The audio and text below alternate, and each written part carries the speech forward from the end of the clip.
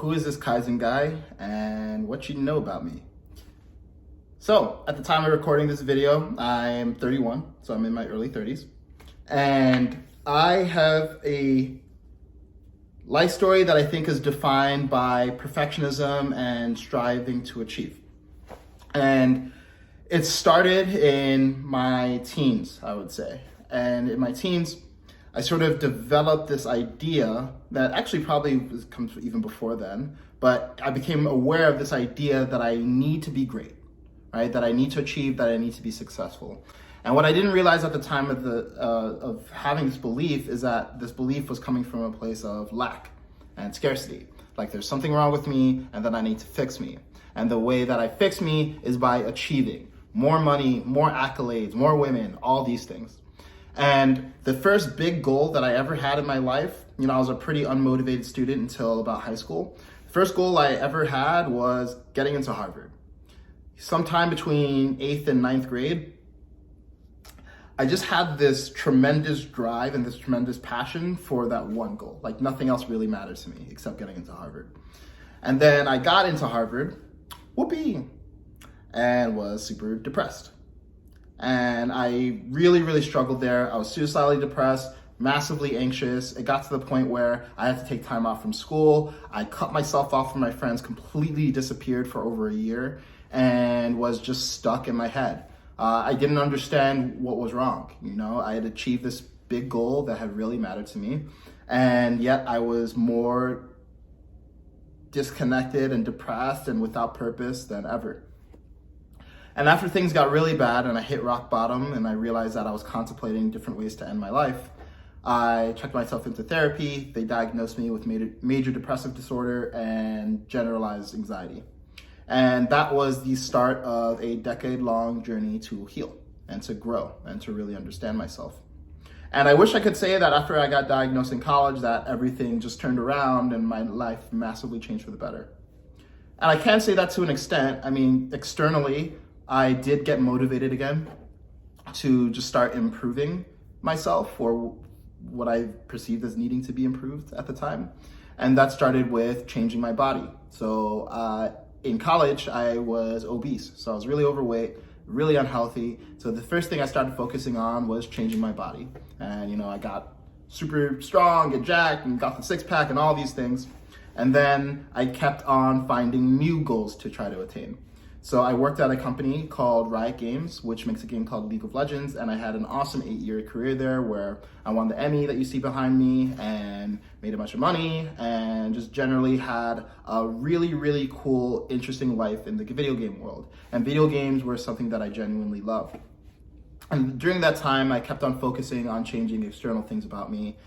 I focused on my appearance and I focused on being able to relate to women because I'd been really shy around girls for a majority of my life up to that point. And then I focused on investing and making a bunch of money. And during all this time, I was coping, I was getting by, but I was just emotionally exhausted. I was constantly feeling like, okay, I have to achieve this big thing. I was constantly putting pressure on myself. No matter whether I get a promotion or get a big award or make a bunch of money, I always felt like there was something wrong with me and I needed to do more. And to be honest, I was distracting myself. I was distracting myself by making external changes rather than looking inward.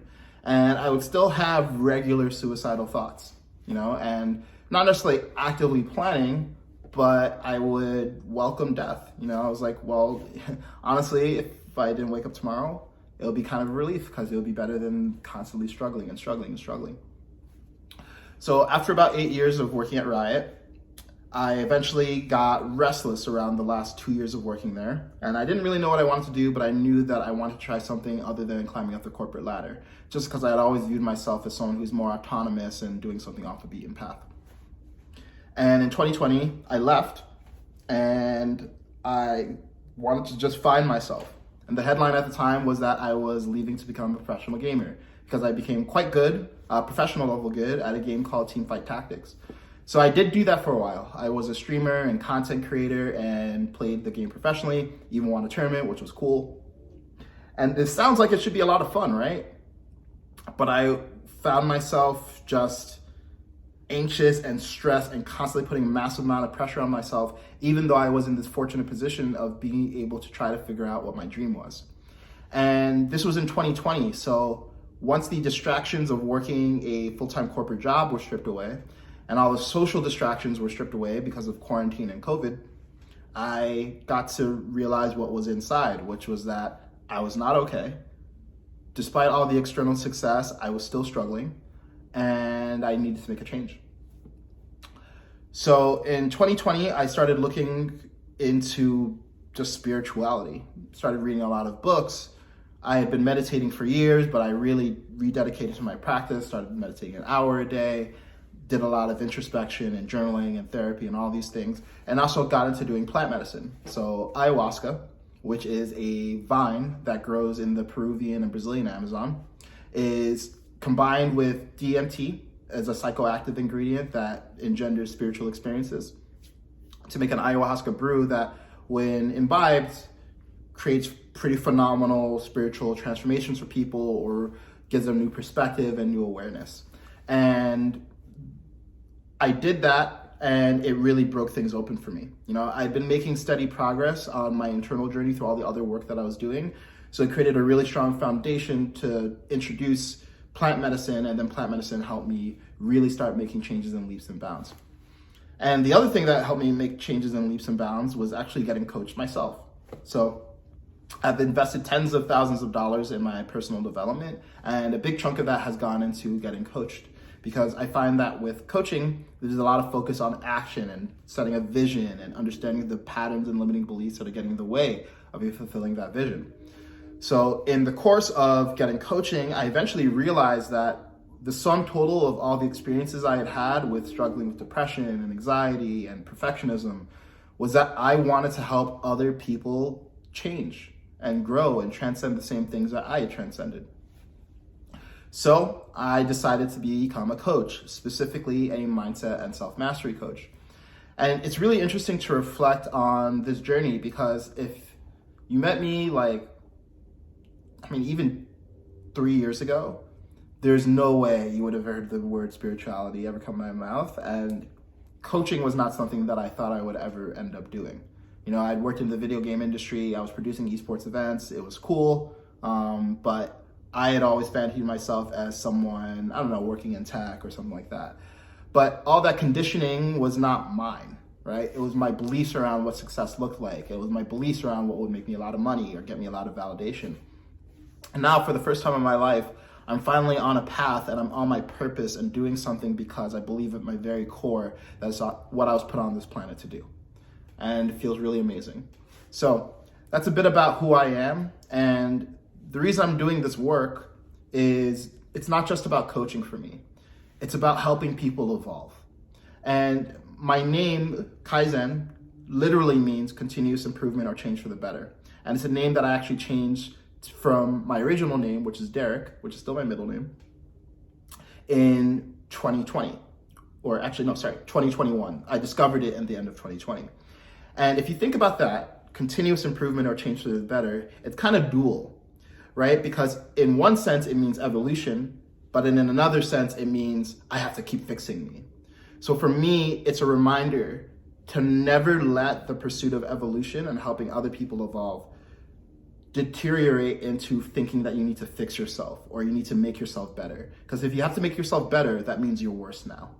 So a big part of what I do is not just helping people improve their external circumstances, but also accept and have real peace and freedom and harmony around wherever they're at. Because my philosophy here is there's nothing to fix.